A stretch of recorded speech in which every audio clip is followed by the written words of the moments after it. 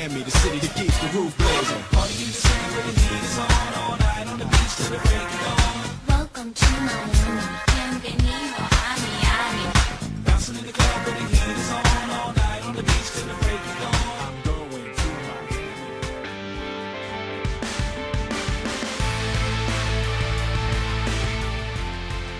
Hello and welcome to the OLIF podcast, where we talk about everything about Olympic weightlifting. I'm Anton Jefferson. We are going to talk about the Pan American Championships, which are about to go off in Miami. But first, Anton, a little bit of banter, perhaps? So what do you want to banter about before we start, JP? On July 14th, the USAW website had a announcement that an athlete was suspended through the Lift Clean program. Okay. Can you tell us about the Lift Clean program? Not fully, but I think is an initiative that was announced earlier this year, where USAW basically said that it can and will randomly test on occasion at local events anywhere in the country at any time. So it looks like this is the first suspension under that program. And ironically, it was a lifter who refused, or is it ironic the right word? I don't know. But a lifter refused to give a sample in June and was suspended or at a local meet. I mean, who would refuse to give a sample? But anyway, I guess somebody who said, no, thanks, I'm good. And USADA said, no, well, actually you're not. So but do you get a longer sanction? Because he got 4 years for refusing to test. Yeah, refusal is done, you know? If you say no, it's the equivalent of being suspended for something, you know, that would be worth a 4-year pop. And that's what happened here. This officially puts people on notice that the local drug testing thing is real. It's a possibility. It's the first time hearing of it. Serious. Again, it can be you. It can be randomly at a local meet down in St. Louis, Missouri, and they're coming. So that is... Is that where it happened? Yeah, that's where it happened. Yeah. And the other thing, too, is I think we said this is something like the 6th or 7th announcement going back to, like, June. Spring. Yeah, so after the IWF announcement, the IOC's announcement of tightening up things, and we're losing a weight class, and we better have our doping situation together as a sport, not just the U.S., but as a sport, weightlifting globally, there's been a lot of sanctions since then. And I mean a lot as in probably more sanctions since June in the entire... than we're used to seeing.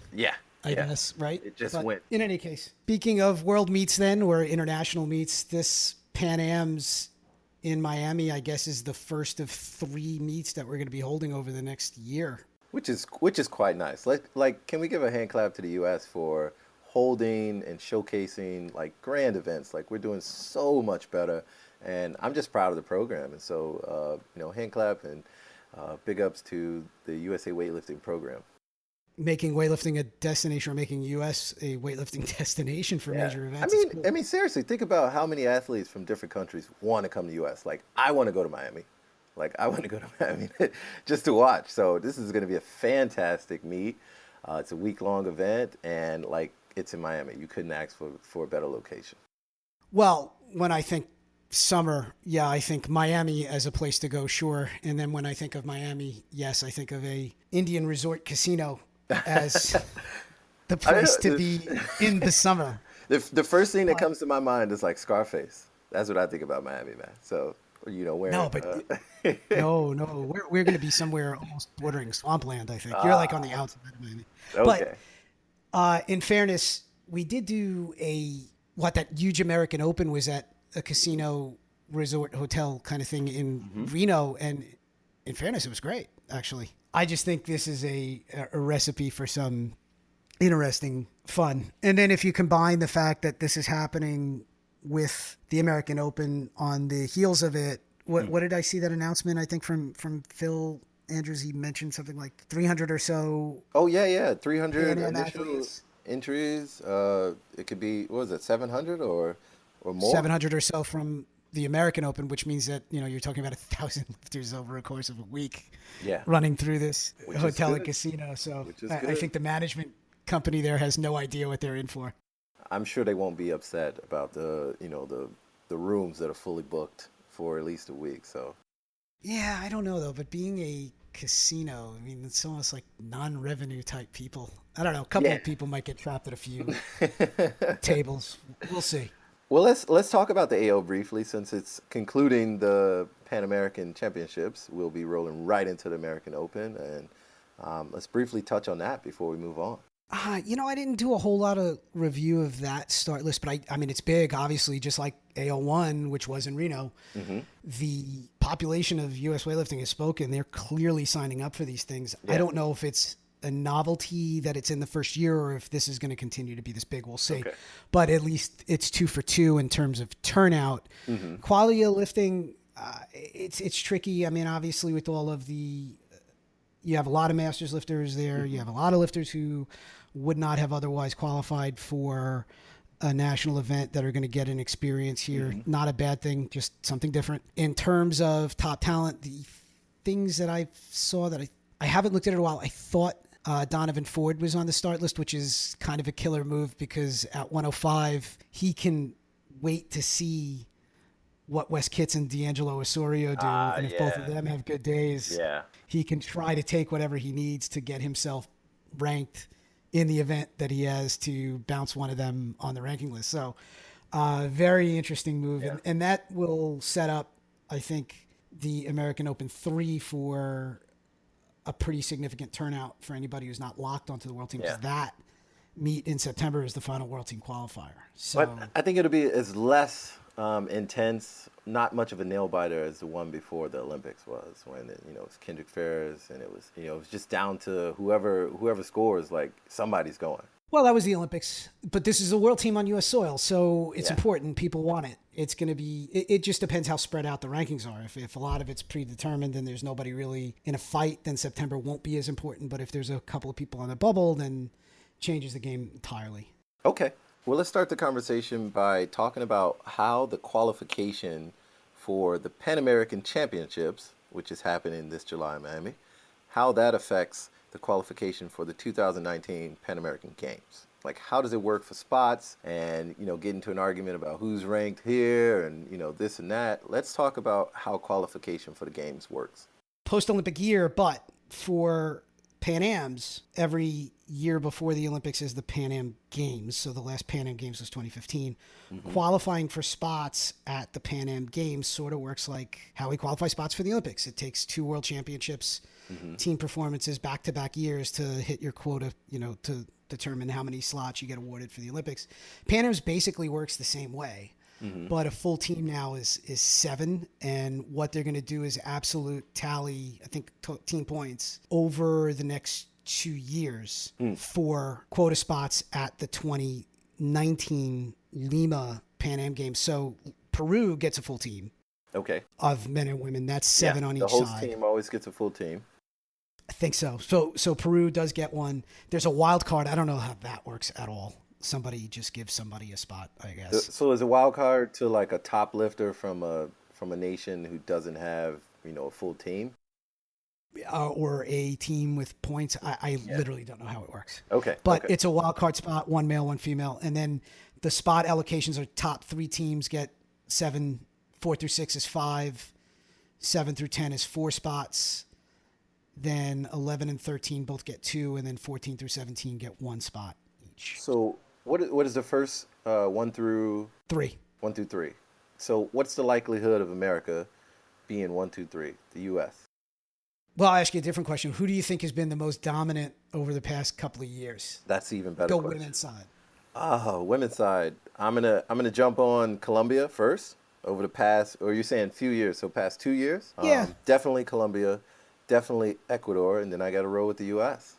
We've been doing quite well on the female side. Those are my top 3 for the women. And for the guys, I definitely want to put the U.S. in there, and in no particular order. Definitely Colombia. Man, it's really hard for me to pick a third team. Like I really, really want to say Canada, but maybe Mexico. Okay, so I wish Cuba was in there. What did you say again on the women's side? Colombia, Ecuador, U.S. Ecuador, U.S. Overall, forget about gender split. 2015 games, Colombia dominated medal count, 13 total medals. Venezuela was second. Cuba was third with 5. Venezuela. 7 medals at 2015. I don't have the breakout on that. But go to last year, the 2016 Pan Am Championships, top teams. Colombia women was the best. USA was second. Mexico was third. Okay. And then on the men's side, Ecuador had the highest point tally. Colombia was second. Cuba was third. But I'll put an asterisk on that. Okay. That I think USA would have been third if all else remained the same and Alex Lee placed around fifth. We would have been like third because Alex Lee bombed. Yeah, I remember that. That I think dropped us back to like 6th or 7th overall as a team. So just something that comes to my mind, do you think the U.S. is preparing to do better at these games? For example, my understanding was that the conditions, were quite harsh for the time. I think it was very humid and, 35 degrees Celsius, whatever. It's like pushing 100, 110 heat index. And our lifters weren't ready for that kind of heat. And so I'm just wondering, are we not doing enough to get down there closer and like maybe train in Florida a week before?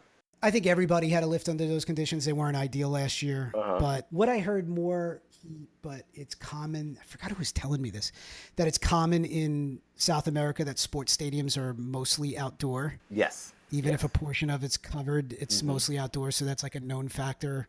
Whereas most of our arenas obviously are indoor and I don't comfortable conditions. Certainly air conditioned, right? But yeah. The other question, or the way you started that off, was are we gearing to do better? And we're always looking to do the best we can, but are we positioned to do better this year? I think we are positioned possibly to be top 3 on both sides. And I think everybody is showing up with a full boat. I mean, if you look at start list, at least the initial start list for Pan Ams, women's side, Colombia has 3 projected gold medalists. And there's a caveat there where I took a liberty with the 48 kilo. In the 48 kilo class, Anna Segura is listed with a 109 entry total, and I think that's a typo. That's a typo. That's an error. She's in as the 18th ranked. That's a Colombian lifter. She's in as the 18th ranked lifter in the 48s, and I don't think that that's possible. Yeah. My suspicion is that start or that entry total is probably supposed to be 190, which would put her at the top. Which means that class is Colombia, Mexico, Dominica in that order. Look for Beatriz Perón, I think, to be very interesting there from Dominica. The Mexican lifter, Valencia, I don't think she's ever done the 185 that she's entered with. Okay. You know what I mean? So I'll go back to the original question or the original comment. Tally for medals right now, all 8 Colombian lifters are projected to be in the top 3. So their entire non-reserve team is in the top 3 in every weight class that they're in. Venezuela projects for 3 golds. They have the start list leader at 53, at 63, 53, 75, and 90. They have the projected start list leader, but they're tallying out to 4 total medals. And then Mexico, all 8 of their lifters are projected, at least by start list, to be in the top 3. And I think that's a little dubious. I think some of Mexico's start list numbers are inflated, which opens the door for the U.S. Now, typically when you see those divisible by 10 type of start list numbers, is that a red flag for inflation, or what makes you think Mexico's numbers are inflated? I went through most of the start list, and I haven't seen most of their lifters actually reach the start list or the entry list total that they have. Gotcha. Valencia, as an example, in the 48s, she's done as much as 182 from what I can find, and she did that in 2009. Oh my gosh. We haven't really seen her on a major stage since 2013, and she was totaling in the 180s, but it's 2017 now, and she was born in 1985. So, you know what I mean? Like, I don't know that she can't, but it just seems like it's an aggressive number. Let's dive right into the men's. Colombia projects to 4 gold medals, 56, 69, 77, and 85. Yeah.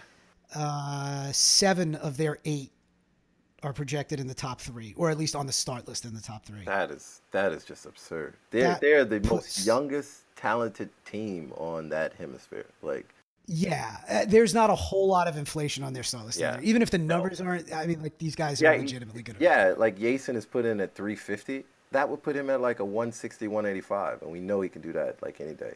I'm projecting They, 165, 365 for him. That's a 165, 200. That's what I'm putting in there. so Yason Lopez, who just Yeah. won the He just won the Junior Junior Worlds with the Worlds. 356. Yeah, he's put in at 350. You know, any day he could hit 350. I think he's gonna push for 200. Probably. 200 on a clean and jerk. And if he keeps this up and he stays in that weight class, I don't know. But I mean, I don't want to make future projections for the Olympics. That's way too far. But this kid is just a monster. Well, yeah, I mean, he's clearly establishing himself as one of the top lifters in the world. Forget Yeah. about Western Yeah. Hemisphere. Yeah, yeah, knowledge. yeah. Well, my question is just like, okay, they have so many young lifters, which is fantastic. However, a lot of them are gunning for the same spots. You know, now we got guys who are 69s going against each other, 77. Like they're creating an arsenal similar to what the Chinese team could do. They can pull any 56, 62, 69, 77. Looking at Colombia on the start list here, I mean, look, they've two guys entered in the 56s with 270s. That's way above the rest of the And that's field. just 1-2, right? The next closest is 252. So that proves you out right there. Boom. 62s, they've got 280. Next closest is 270. Good. And then 69s, top two, David and his Luis brother. Mosquera. Yeah. Yeah. And don't forget, David is listed as the reserve. So he's not even guaranteed to lift. Yeah. Yeah. Luis Javier is, They might is not. at They may not 340. need him to. I mean, he's 340, and then the next guy is 310 after him. Right. Not only are they at the top, but I think even if they're a little bit inflated, they're still a cut above in these classes. Like if you look at Hasan again in the 77s, I mean, I think Harrison Morris can clean and jerk with them, right? But Yeah. Hasan snatching 160. My question know is that- my question is this: with Luis Mascara on the 69, did they throw him in and his brother as a reserve just in case CJ showed up? Because he would be No the idea. only guy who could beat CJ. Maybe. So that's what We'll, I'm we'll thinking. know at the end of the Like, week what they decide yeah, to do. if CJ doesn't show up, which he's not, I don't believe he's on the list. He's not on the initial start list. He's not going to So be there. Yeah. so they're holding him reserve. Like, all right, I think we get the younger lifter a little bit more experience. He's 1 year younger than his brother. Yeah, but I just like you hold that card. Well, we don't need to play him yet. He can keep training through. In any case, they are the clear leader Correct. on the men's side, but they're very front loaded in the lighter weight classes where Up to the 85. US is Even in 85. up to 85. Yeah. But it's, they only have one in the 85s, I think. No, they got two. And- 1-2. 1-2, 85. No, one's a reserve. Yeah. But this is the thing. How many people born in 1997 are above 85 kilo? You know what I mean? So we get into that territory of these guys are coming out of youth and they're barely juniors. And so, I mean, we likely won't see them dominating the bigger weight class. So that's an advantage for the U.S. Which has them right now, at least this year, in good position because the U.S. will have a projected medalist in The 94. pretty much all of the heavier classes. So 105. you have The 105 plus. the start list leader at the three heaviest weight classes. Yeah. Colin Burns, D'Angelo Osorio, and Kane Wilkes. Yeah. In the 105s, you've got Osorio and Wesley Kitts, 1-2. Yeah. 94 And then is Damron 94, for 3. Damron in 3. And then Which- believe it or not, in plus 105, you've got Ethan Herrick as 3 also. Yes. Yes. I was going to mention about the having somebody in your weight class. Think about how Travis Cooper, and James Tatum were able to feed off of each other for so many years. And I just think that's a really cool little nuance that if we're 1-3, we're come on, we're going for that second guy. We have an advantage of strategy in the back where In those guys' case, and it is odd not to see Travis Cooper on this start list, by the way. Tatum is here at 85. He's projected, third, I think? He's in the game for a medal, definitely. In terms of what you're talking about there with strategy, Team USA just wants points, right? Yes. In Travis and James's case, when they were in the same weight class, because they weren't always, but for a while they were friendly, they were teammates, they Of were course. doing their own thing. But this is interesting now where you've got, look at the 105s, where you've Okay. got Wes Kitts and D'Angelo Osorio. Yes. They're not teammates. outside of international performance, I think they both want to win. Of They're course. projected 1-2. They're both pretty close to each other. If you're, the team leader in Pyrrhus Demas, you're just looking to maximize points. I say stay safe. But the personal coaches are going to be back there looking to get these guys to win. And there's an interesting back and forth on what gets selected and how. And I'm not saying that they're adversarial. I don't know that they are. I don't think they are. But they both want to win. With the 2 kilo spread, we go like this. We total first, we win second, and then we go for records or whatever that is after on our third attempt. I mean, that would be my game plan as a coach, because if we go 1-2, that's great for us as points wise. We go 1 and then other one bombs because we're playing head games with each other. That's no good. So I hope that we're gonna feed and help each other win. And if somebody's having a good day, it's their day. I would take second over one of us going gold and one of us bombing. I don't know. Well, I mean, look, they're not going to get into head games with each other. Yeah, they can't do that. That's my whole point with the other teams. It's an advantage to have 2 guys in there and go up against other teams. Yeah. So. All right. So is there anybody in here, just running through it? Bottom line is, I think how it will shake out on the teams is the U.S. women definitely have a chance to crack top 3 if you don't believe the Mexican start list. Yeah. Right? If you believe that Team Mexico is a little bit inflated, I think we have more medal prospects than the start list looks like. I think you can certainly see a medal at 48. I think you can certainly see a medal at 53. Jess Lucero, even though she's 5th at 58, things will have to go right.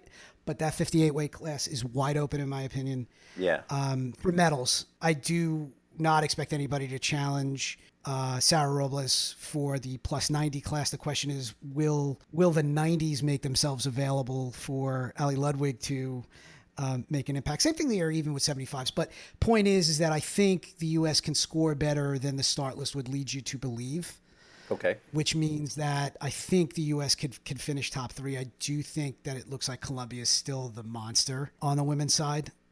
Mm-hmm. And on the men's side, U.S. is absolutely in the game, I think, for, top 3. There's no... Yeah, wait. Before we go further, I just want to give an honorable mention to Sarah Robles of being the returning Olympian in the game. We haven't seen 3 of the other Olympians perform yet the Olympics, and Sarah Robles is just full charge and ready to go.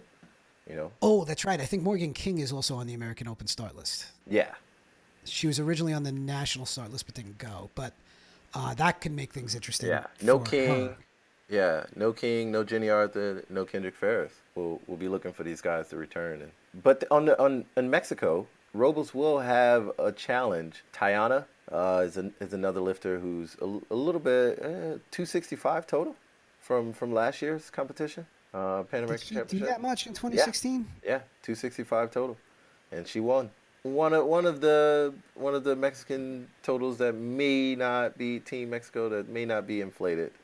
She's down at 250 and placed second right now. She's ranked second with 250, which is conservative. Yeah. So and Robles is 270, and that's pushing the high mark. 274 I think is her best. So yeah. That's going to make it interesting. I mean, it's not a shoe-in walk away with this one, but I mean, I agree with you. Some of these totals are looking a little funny. So Mascoro missed 148 last year. She did clean and jerk 146. I would think any competition Sarah is going to be playing in that range. Yeah. Snatch. As long as she totals, I mean, they're in there. Do we have Marissa Klingside on the list as well? I don't believe so, no. No.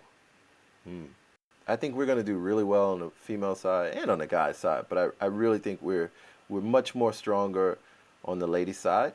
So many athletes just continue to improve. We have so much younger talent. It's just amazing to see people go in, and we're a dominant force in an international meet. I think Mattie Rogers is going to walk away with some medals. I think we're going to have at least one of our 48s walk away with some medals. Allyssa Ritchy she had quite the performance at nationals. Kathleen Winters is in there as well. And I'm just excited to see the ladies go out there and do work. So I'll take the other side of the coin. I think that this is a huge advancement for the men's team. Okay. And I think that this is the most relevant our men's team has been in the hemisphere, even with some, particularly CJ not here, and some others who could have been here. I think there's a lot of depth. So I'm actually I'm curious to see how it all plays out. I'm going to be watching both. I'm going to be down there. You're going to be announcing, man. You're going to be commentating and We'll doing see. the work. We'll see how much of that we get to do. Yeah, but it'll be a lot of fun. And I think that any discussion of where we go as a nation with weightlifting in regard to winning medals at Worlds and winning medals at Olympics starts with the hemisphere. And we're clearly taking this seriously. And we have to see if we can chip away at Columbia. We've just been great.